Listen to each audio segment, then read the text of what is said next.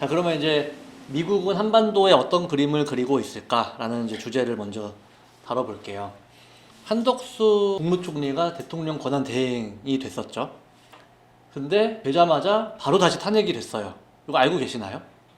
이제는 다들 이런 데 관심이 많이 생기셨죠? 바로 탄핵이 되면서 최상목 부총리가 이제 선임이 됐죠. 바로 탄핵이 된 이유가 비상계엄, 내란내기, 묵인, 방조혐의였습니다. 근데 사실 제가 생각했을 때는 요거가 아니라 요거예요. 헌법재판관 임명 거부. 헌법재판관 지금 6명 있는데 그 중에 한 명 윤석열 대통령이 꽂은 사람이라서 6명이 찬성을 해야지 탄핵이 되는데 못 시키니까 빨리 3명을 임명해야 된다 그랬잖아요. 3명 임명하고 싶은 게 민주당의 생각인데 임명을 안 하고 있으니까 그러니 빨리 탄핵시키고 임명할 사람을 대통령 권한 대행으로 세우고 싶었던 거예요. 그래서 최상목 부총리를 이제 권한 대행으로 세워서 이렇게 임명을 했습니다.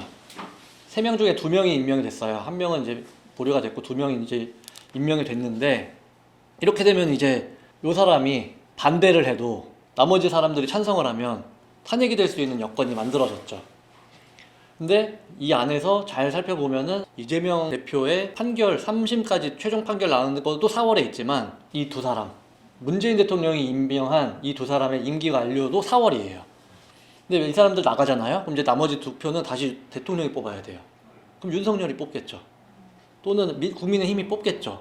그러면 넘어가면 또 못 시키는 상황이 벌어질 수밖에 없을 거예요. 그러니 지금 민주당 입장에서는 4월 안에 모든 걸 끝내야 되는 그런 상황이 된 거고 엄청나게 무리수를 둬가면서까지 강행을 하고 있다라고 저는 보고 있어요.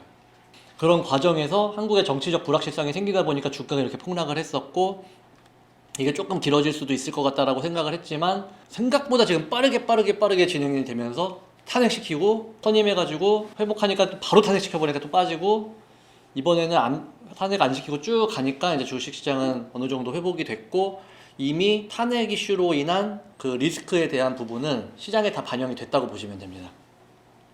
그래서 이게 지금 진행되는 속도가 유지가 된다라고 하면은 다시 여기까지 빠지지는 않을 거라고 보고요. 탄핵 이슈 때문만 빠지는 거는 없을 거라고 보고 정말 상상도 할 수 없는 말도 안 되는 일들이 벌어지지 않는 한은 시장에서 이미 예상 가능한 그 리스크들은 여기 다 반영이 된 거예요.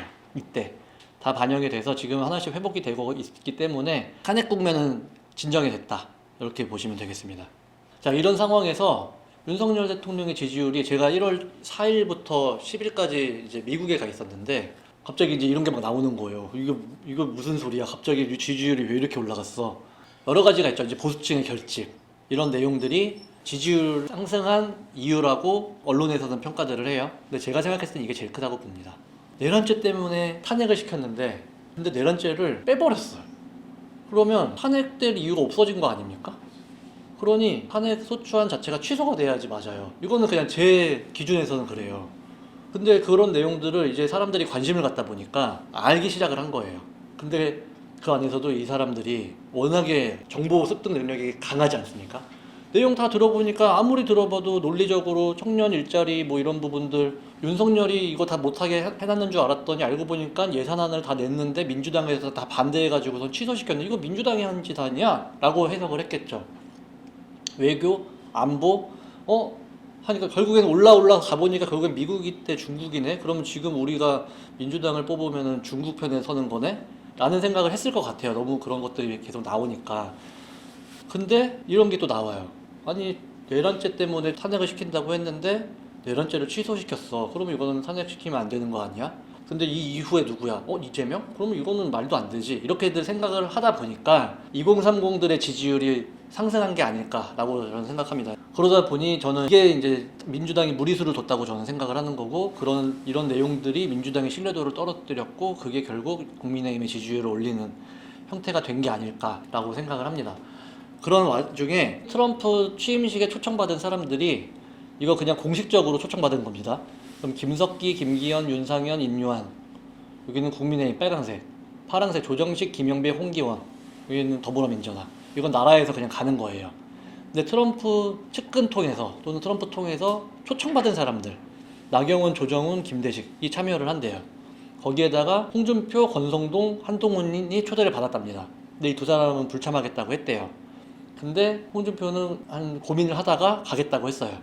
근데 저는 이거 보면서 민주당 없네. 트럼프가 왜 계속 지금 유럽 쪽도 보면은 극우 쪽이랑만 대화를 한다 그랬잖아요. 그래서 좌파 쪽이 장악하고 있는 국가들은 지금 힘들다. 다 우쪽으로 가는 곳들만 소통이 되면서 좋아질 것 같다라는 말씀드렸잖아요. 네, 한국에서도 대놓고 지금 좌쪽은 안 불렀어요. 우만 불렸어요. 이런 거 보면서 저는 첫 번째, 트럼프는 한국에 지금 국민의힘을 원하는구나 라고 추정을 해볼 수 있겠죠. 말로는 그렇게 개입할 수가 없으니까 이런 식으로 저는 개입하는 거라고 생각을 합니다. 이런 상황에서 두 번째로 홍준표 하는 순간 저는 과거부터 이런 일들을 계속 해왔으니까 홍준표 하면 바로 떠오르는 게 있었어요. 무기 배치할 것 같다 그랬잖아요. 이거구만 하는 내용이 있었어요. 이게 뭐냐면 전술핵이에요. 처음에는 도대체 무슨 무기를 댈까? 뭐 쏴든가? 하고 있었는데 홍준표 이름을 딱 듣자마자 전술핵 배치가 저는 떠올랐어요. 왜냐하면은 보세요. 2017년도에 트럼프가 한국의 전술핵 배치를 검토한다 라는 내용에 대해서 그 발표가 됐던 걸 저는 알고 있었고, 그 당시에 홍준표가 핵에는 핵으로 전술핵 배치해야 돼 해서 1000만 명 서명 운동 같은 것들을 이미 2017년도에 했었습니다.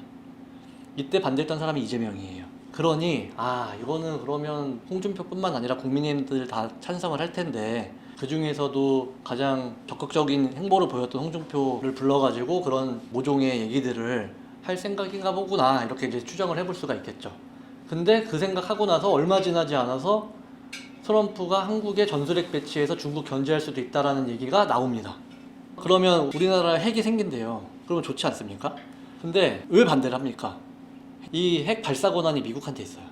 우리는 힘이 없어. 미국 대통령이 허가를 해야지 발사할 수 있는 거예요.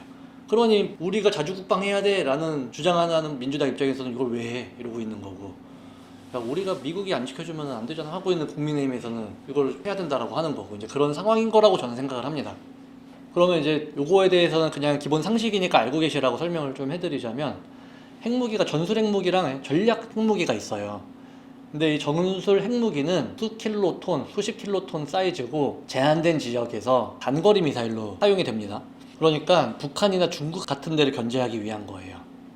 전략 핵무기는 수십 킬로톤에서 수 메가톤, 훨씬 더 크죠, 사이즈가. 그리고 이게 더 광범위한 지역에 대륙간 탄도미사일로 갑니다. 아주 멀리 가는 거예요. 그러니 이 전략 핵무기는 지금 한국한테 필요가 없어요. 이거 괜히 한국 줬다가 막말로 미국 입장에서 한국도 일본처럼 할지 어떻게 합니까? 그러니까 이거를 뭐 하게 될 이유는 없고, 얘는 하는데 근데 한국이 다 배치해가지고 직접 사용하면 안 되니까 요거는 미국이 컨트롤할게 라는 게 전술 핵무기입니다. 그리고 나서 1월 7일에 이런 얘기들이 나와요. 지금 주요 인사들이 한국의 핵무기 재배치 논의를 금기시하면 안 된다, 해야 된다는 거잖아요. 할 거라는 거고, 한국 방위산업을 미국이 유지 발전시켜야 한다라는 얘기를 해요. 이거 뭐 이미 한국이 민주주의 국가 세력의 무기의 생산기지가 될 것이다 라는 말씀을 이제 계속 드렸던 내용이고, 북한의 도발에는 반드시 대가가 뒤따라야 한다 이러면서 이제 한반도에 이제 문제를 계속 삼고 있어요. 제가 중동의 지금 저런 사태들, 러시아 우크라이나 사태, 또 중국과 대만 사태 이런 것들을 다루면서 도대체 왜 한반도에는 문제가 안 생길 거라고 사람들이 생각하는지 모르겠다라는 얘기를 몇 번 말씀을 드렸었는데, 한반도가 지금 미국한테는 제일 중요한 지정학적 위치에 해당해 있는 지역입니다. 그래서 이제 슬슬 이게 저는 나오는 순서가 됐나 보다라고 지금 생각을 하고 있고, 자 이제 이렇게 해서 한국의 전술핵 배치가 될 가능성이 아예 제로에서 좀 높아졌는데, 전술핵 무기를 배치를 하게 되면 어떤 산업에서 돈을 벌까? 이런 걸로 이어져야 돼요. 그래서 생각을 좀 하고 정리를 해봤더니 방산, 원자력 및 에너지, 건설 및 인프라, IT 요 네 가지에서 수혜를 좀 볼 것 같아요. 그러면 이미 계속해서 강조했던 그 내용들이 계속 연장선상이 되는 겁니다. 이 산업들의 모멘텀이 하나 더 생기게 되는 거예요. 방산을 먼저 볼게요. 미사일 개발하고 제조하고 방어 시스템 구축. 핵탄두 실어가지고 날려야 되니까 핵을 쏘진 않아. 근데 누가 많이 가지고 있냐 가지고선 지금 싸우고 있어요. 중국이 핵을 엄청 만들어내고 있어요 지금. 근데 그 기반이 원전이 있어요. 원전은 우라늄으로 돌리는데 그 우라늄 농축시켜가지고 핵탄두 만드는 거니까. 그래서 너도 나도 지금 원전을 돌리려고 하는 이유가 어느 정도 그런 부분들도 해당한다라고 저는 생각을 하는 건데, 거기에 연장선에서 핵연료, 방사능 물질 관리, 폐기물 처리 등을 때문에 또 다른 수혜를 볼 수 있을 것 같다라고 이제 한번 살펴볼 수 있겠죠. 그 다음에 건설 인프라, 이거 하려면 다 지어야 되지 않습니까? 근데 저는 여기에서 건설 쪽은 제외시켰어요. 이런 건설사들은 국내 건설 매출이 거의 대부분을 차지하는 회사들입니다. 근데 이런 상황에서 이거 만들어 봐야 그 회사들 매출이 얼마나 그 변화가 있을지 잘 모르겠어요. 한국의 건설 경기가 워낙 안 좋고 앞으로도 안 좋을 전망이기 때문에 이 건설업계가 좋을까? 라고 질문한다면 저는 물음표입니다. 그래서 저는 뺐고, 마찬가지예요. 핵무기 제어 시스템, 감시 정찰 시스템 이런 것들 때문에 좋을 거라고 보는데 다른 부분에서 안 좋을 가능성이 전 높을 것 같아요. 지금 계속 빈부차가 벌어지고 있는 시장이고 미국만 좋아지고 있는 시장이고 미국 내에서도 상류층만 좋아지고 있는 시장이기 때문에 안 좋을 가능성이 전 높을 것 같아서 여기도 뺐고, 만약에 전술핵 배치가 정말로 공론화되기 시작을 하고 시장에서 수요에 대한 얘기들이 나오기 시작한다고 하면은 또 다른 모멘텀이 생겨가지고 추가적으로 상승할 수 있지 않겠느냐라는 게 저의 개인적인 생각입니다. 자, 그러면은 트럼프가 한국에다가 전술핵 배치를 왜 하려고 할까?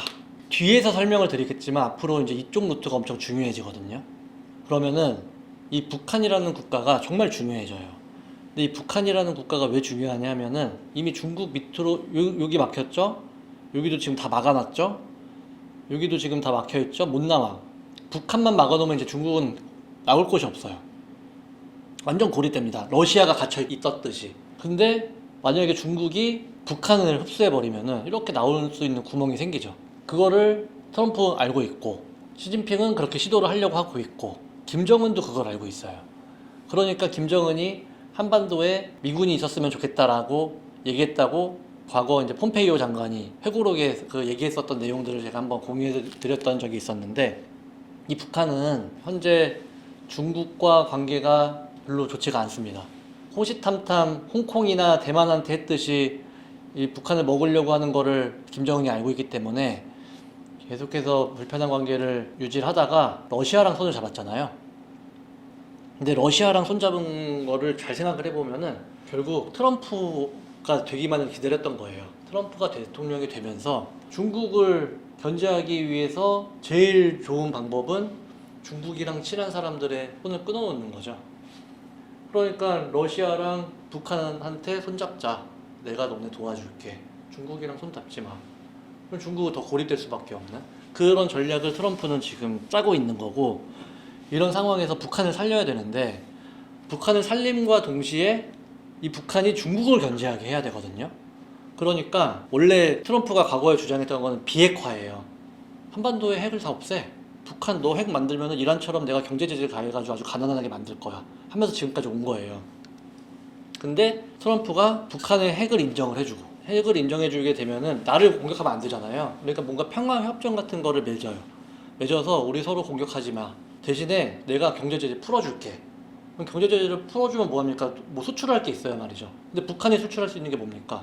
원자재예요. 원자재랑 공산품.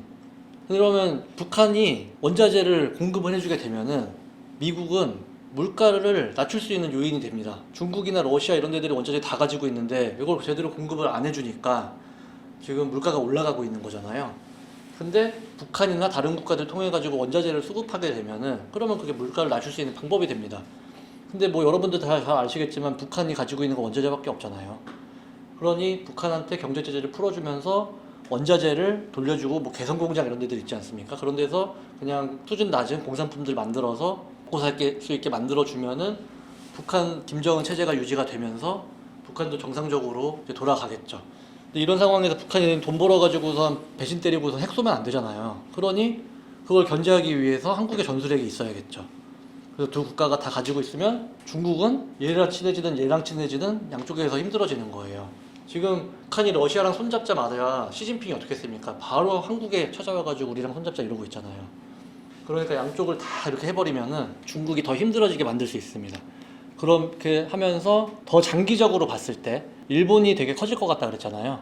지금 중국이 죽는 대신에 옆에 있는 애들이 커지는 거예요. 한국도 커지고 일본도 커지고. 근데 일본이 엄청 다시 예전만큼 다시 커지면 어떻게 되겠습니까? 또 쳐들어올 수도 있잖아요. 그러니까 미국은 이미 그 이후까지도 내다보고 있는 거예요. 그래서 여기다가 배치해 놓으면은 얘도 견제할 수 있고, 그러니까 북중 이를 다 견제할 수가 있는 거죠. 전술핵 배치해 놓고. 그리고 나서 뭐 하겠습니까? 돈 줘 이럴 거 아니에요. 너네 나라는 돈 많잖아. 그러니까 내가 전술핵 배치해가지고 이거 다 보호해주고 있으니까 돈 내놔 라는 게 이제 트럼프의 생각이겠죠. 그렇게 해서 이제 돈을 줄 수밖에 없을 거고, 그게 지금 현재 트럼프가 그리고 있는 이제 이 동아시아 국가의 패권 싸움에서 이 핵을 통해 가지고 뭔가 서로를 견제하도록 만들기 위한 방법이 아니겠느냐라고 생각하는 게 이제 저의 생각이고, 그리고 나서 이제 앞으로 이제 북극해가 열리게 됩니다.